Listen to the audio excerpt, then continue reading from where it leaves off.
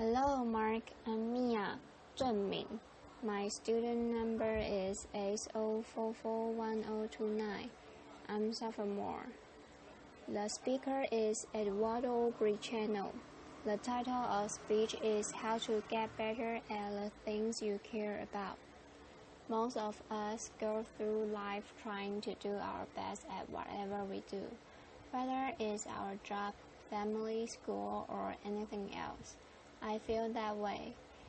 I try my best, but some time ago I came to a realization that I wasn't getting much better at the things I care most about, whether it was being a husband or a friend or a professional or a teammate.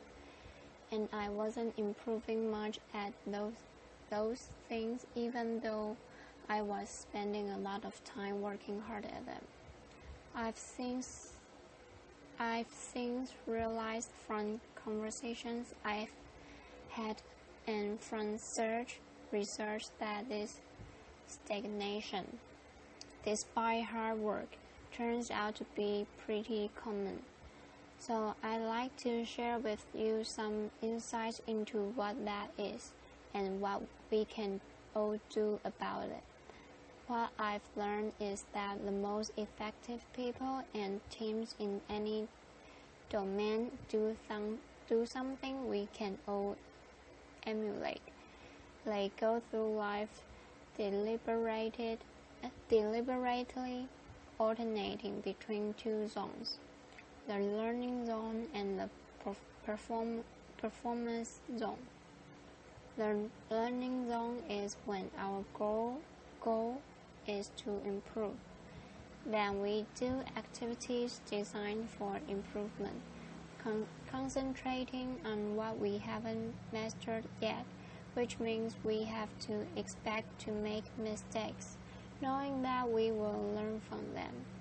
That is very different from what we do when we're in our performance zone, which is when our goal is to do something as fast as we can to execute.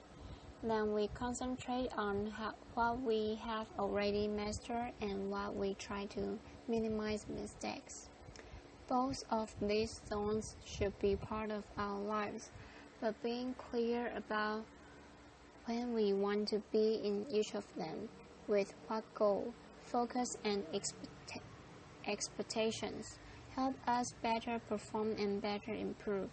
The performance zone maximizes our immediate performance, while the learning zone maximizes our growth and our future performance. The reason many of us don't improve much despite our hard work is that we tend to spend almost of our time in the performance zone. This hinders our growth and ironically over the long term, also our performance. So what does the learning zone look like? Take Demosthenes, a political leader and the greatest orator and lawyer in ancient Greece.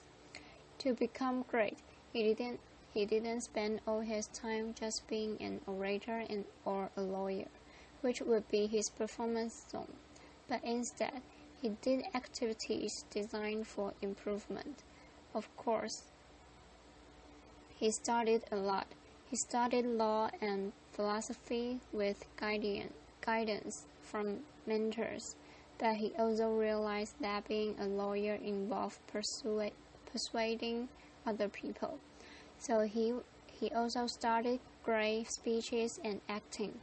To get rid of an odd habit he had of involuntarily lifting his shoulder, he practiced his speeches in front of a mirror, and he suspended a sword from the ceiling so that if he raised his shoulder, it would hurt. Laughter. To speak more clearly despite a lisp, he went through his speeches with stones in his mouth. He built an underground room where he could practice without interruption and not disturb other people. and things occurred at the time were very noisy. He also practiced violation, projecting his voice above the roll of the waves. His activities in the learning zone were very different from his activities in court. His performance zone. In the learning zone, he did what Dr. Anders Ericsson calls deliberate practice. This involves breaking down abilities into component skills, being clear about what sub-skill we're working to improve, like keeping our shoulders down, giving full concentration to a higher level of challenge outside our comfort zone, just beyond what we can currently do, using frequent feedback with repetition and adjustment, and ideally engaging in the guidance of a skill coach, because activities designed for improvement are domain-specific, and great teachers and coaches know what those activities are and can also give us expert feedback. It is this type of practice in the learning zone which leads to substantial improvement, not just time on text performing. For example, research shows that after the first couple of years working in a profession, performance usually plateaus. This has been shown to be true in teaching, general medicine, nursing, and other fields. And it happens because once we think we have become good enough, adequate, when we stop spending time in the learning zone, we focus all our time on just doing our job, performing, which turns out not to be a great way to improve. But the people who continue to spend time in the learning zone continue to always improve. The best salespeople at least once a week do activities with a goal improvement.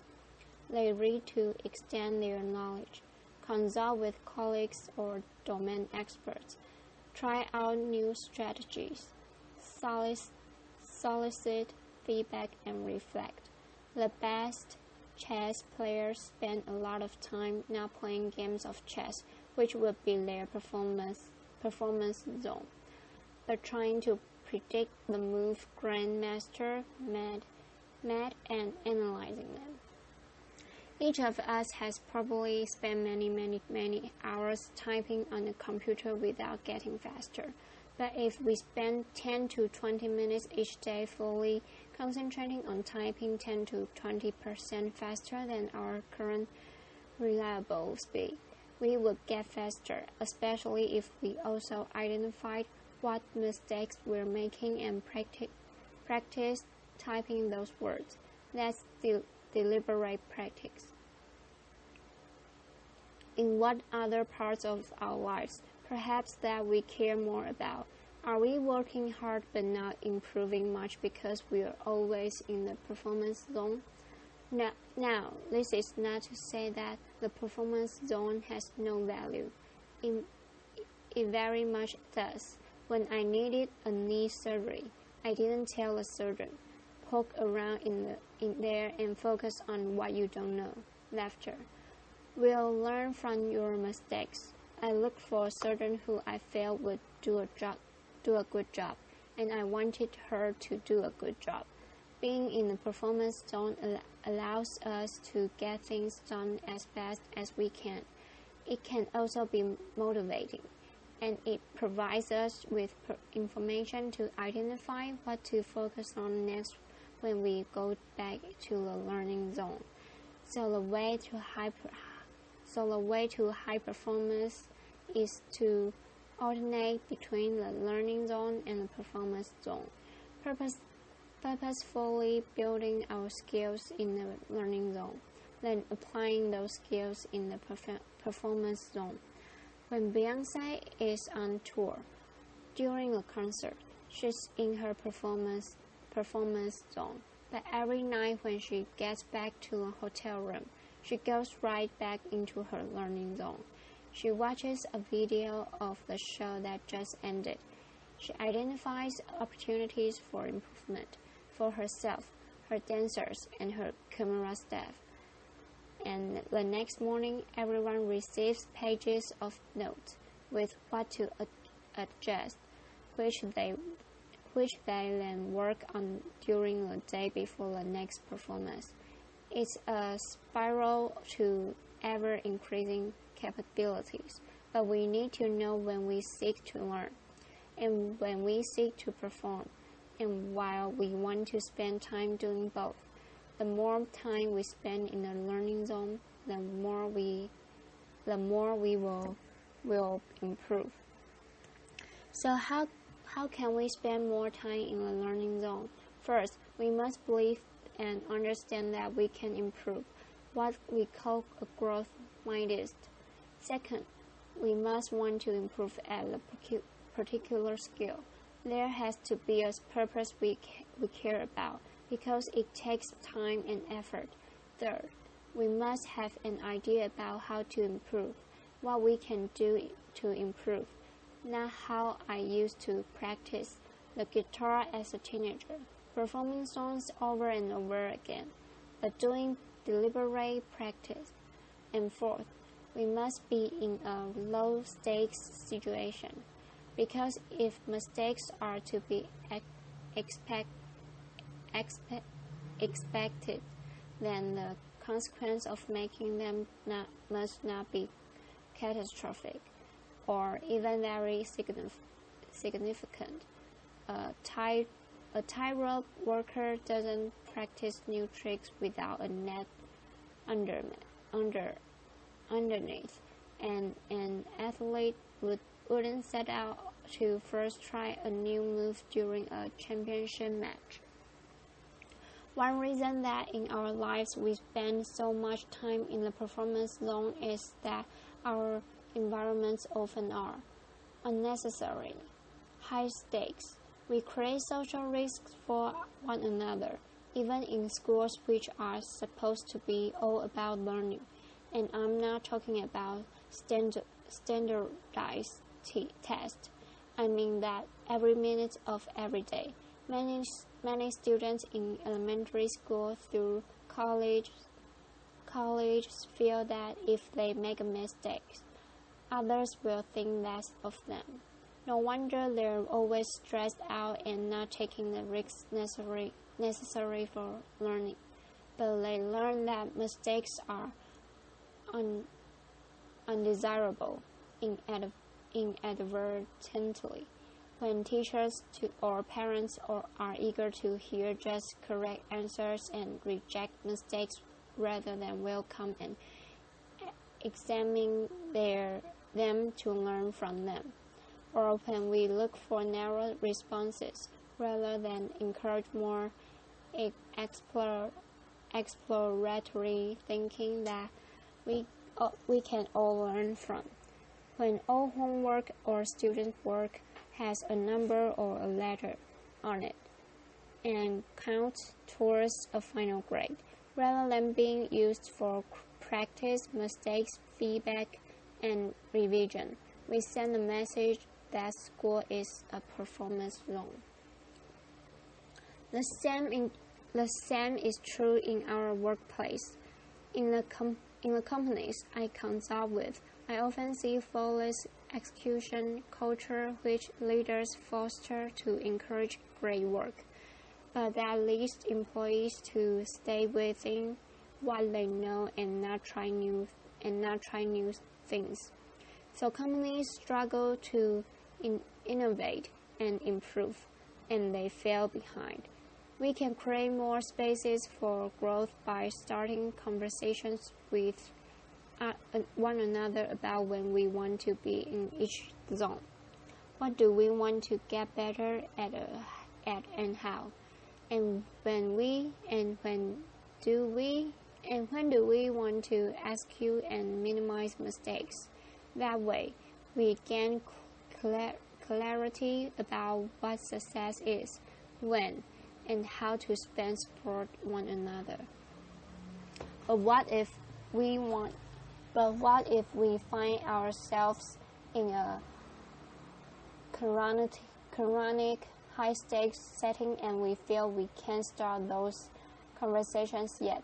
Then here are three things that we can still do as individuals. First, we can create low-stakes island in an otherwise high-stakes sea. There are spaces where mistakes have little consequence. For example, we might find a mentor or a trusted colleagues with whom we can exchange ideas or have vulnerable conversations or even role play. Or we can ask for feedback-oriented meetings as projects progress. Or we can set aside time to read or watch videos or take online courses. Those are just some examples. Second, we can execute and perform as we are expected, but then reflect on what we could do better next time, like Briceño does. And we can observe and emulate experts. The observation, reflection, and adjustment is a learning zone.